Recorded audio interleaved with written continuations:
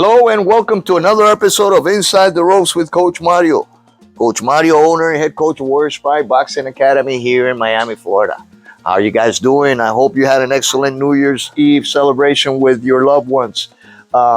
It's a new year, guys, 2024. It looks like things are starting with a bang in the sport of boxing. Just want to mention something that I mentioned in the previous episode, which was it was more of an introspective look at my commitments for this 2024. And one thing that I just want to tell you guys, I hope you guys are committed enough to make those changes, those commitments, those resolutions are made for 2024. I really hope you guys can make those changes, not only physically, but emotionally and spiritually, just to make us improve as an individual in this world. All right. But anyway, let's talk a little bit about the card this past weekend. I believe that it was the co-main event, ISMAEL Barroso versus OHARA Davis. Wow. Oh, we really enjoyed that. I had some family members over for a celebration, and we had a family affair that we had here in Miami, Florida.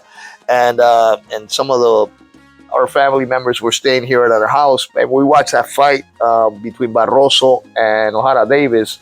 And just before the fight started, we were talking. I said, you know what? This guy, poor guy, man, he got robbed by Tony Weeks in his last fight against Rolly Romero. Rolly Romero doesn't deserve to be a champion, doesn't deserve to be up there.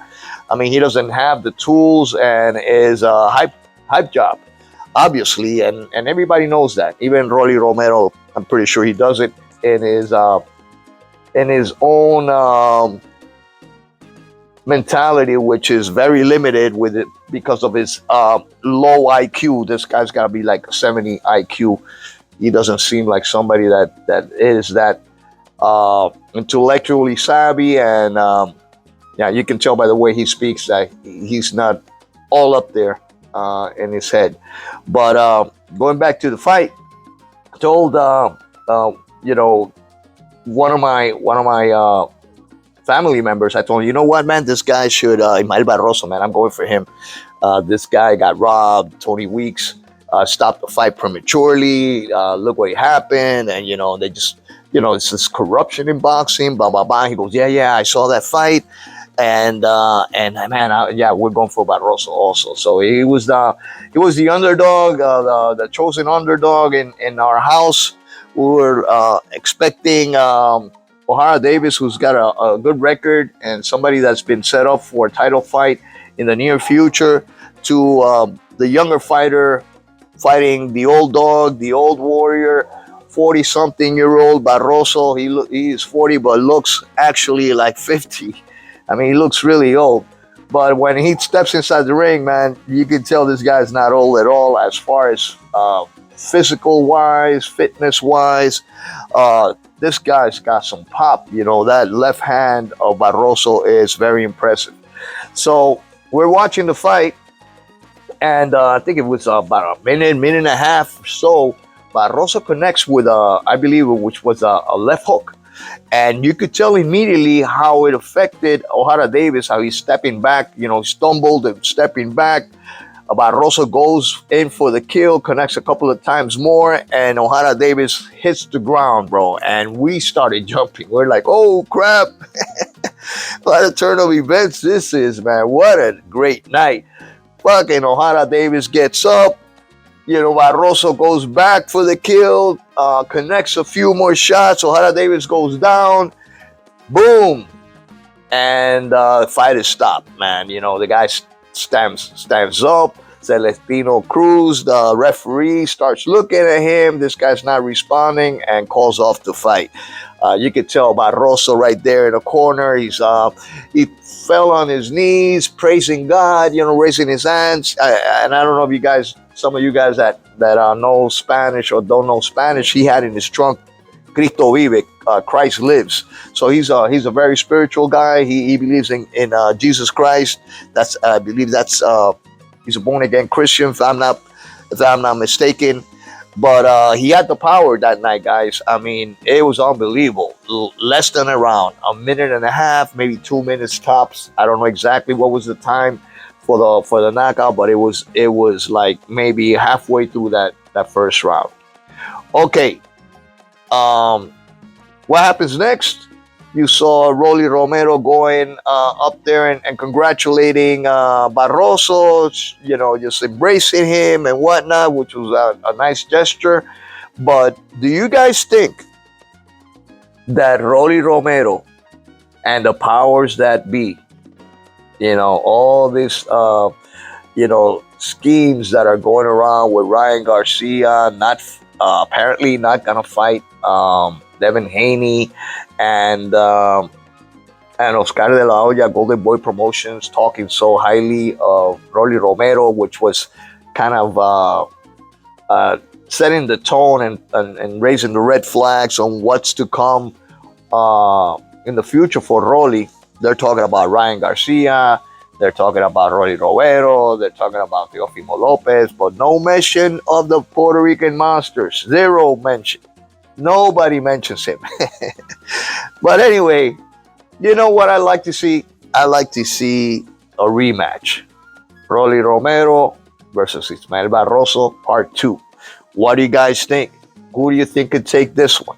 I'm telling you what, sentimental favorite is going to be Ismael Barroso for sure.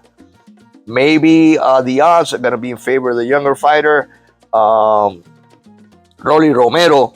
But I tell you, I saw something in this fight that actually will give me an idea of how Ismael Barroso can overcome and beat a younger fighter like Rolly Romero.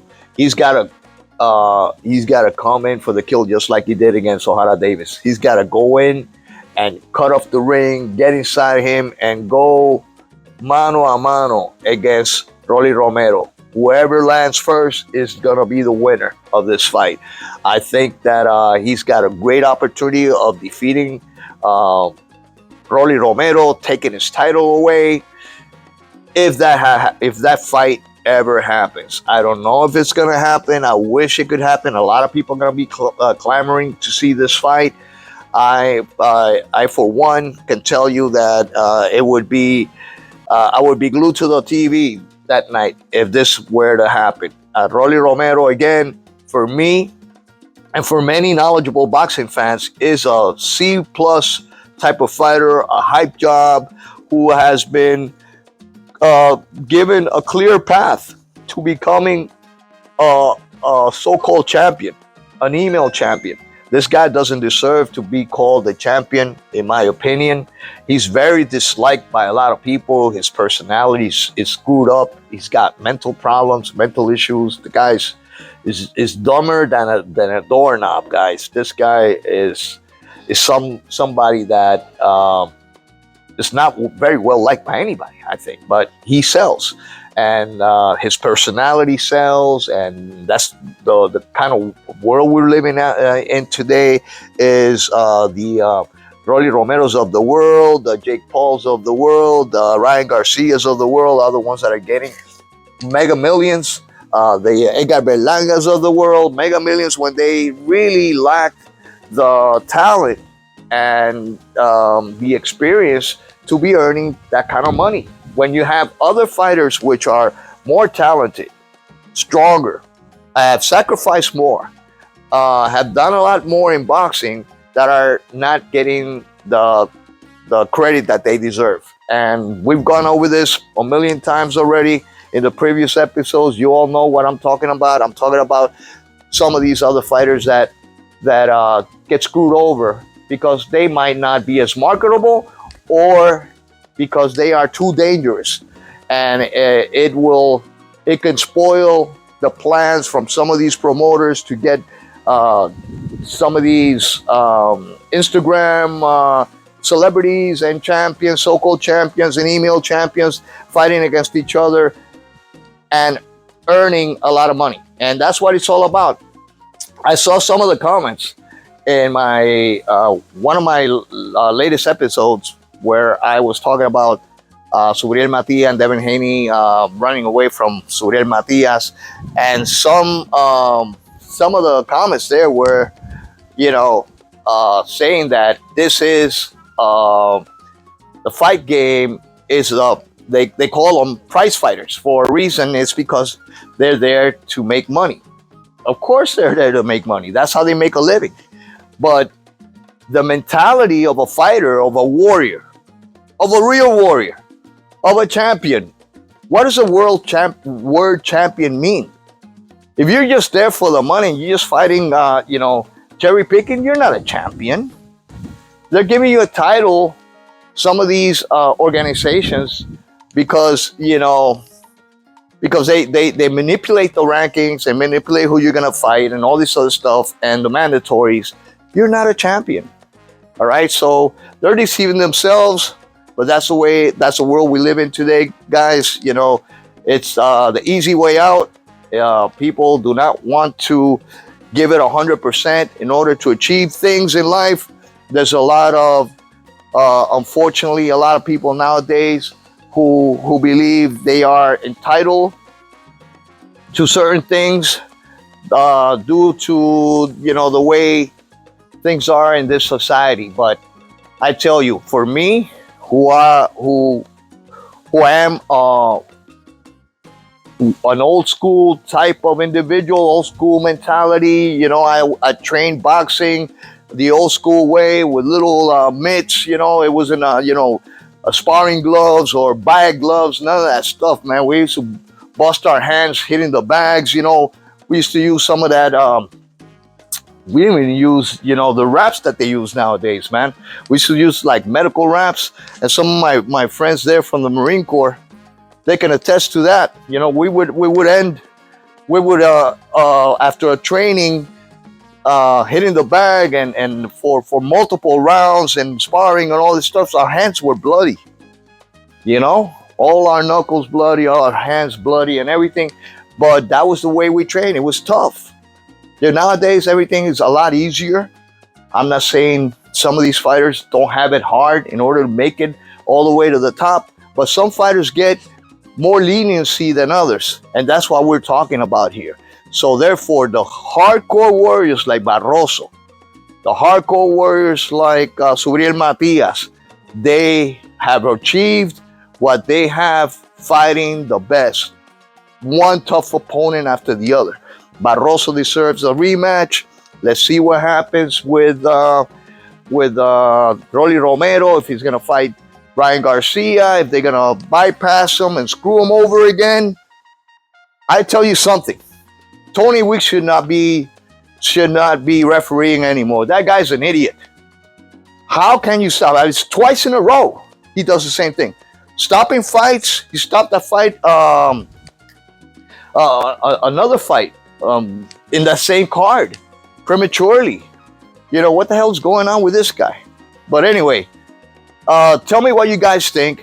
Let me know if you think that